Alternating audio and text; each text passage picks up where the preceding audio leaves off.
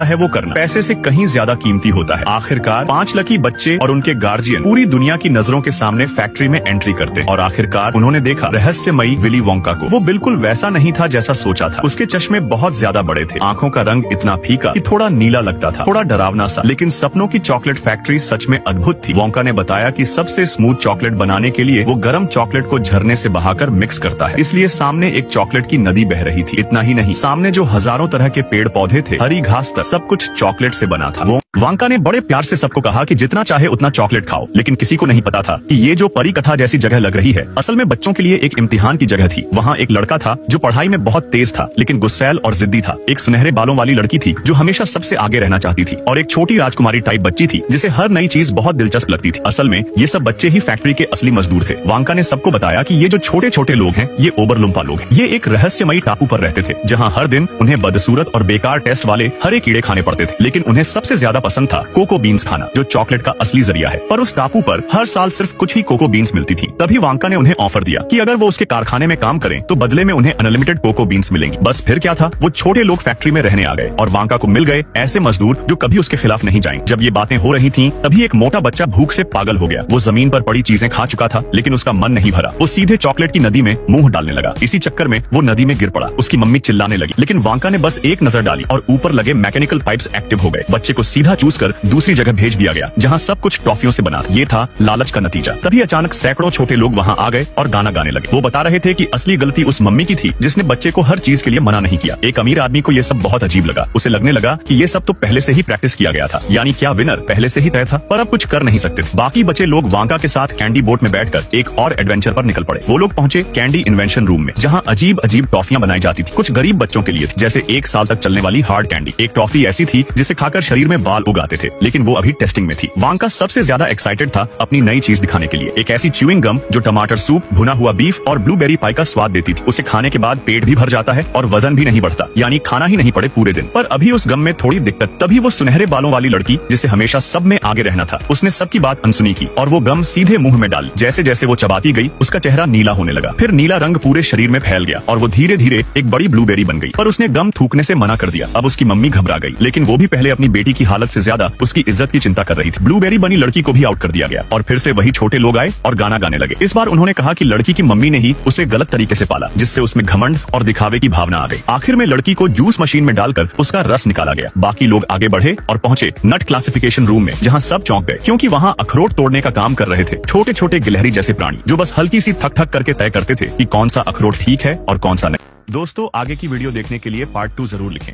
हम जल्द ही पार्ट 2 लेकर आएंगे।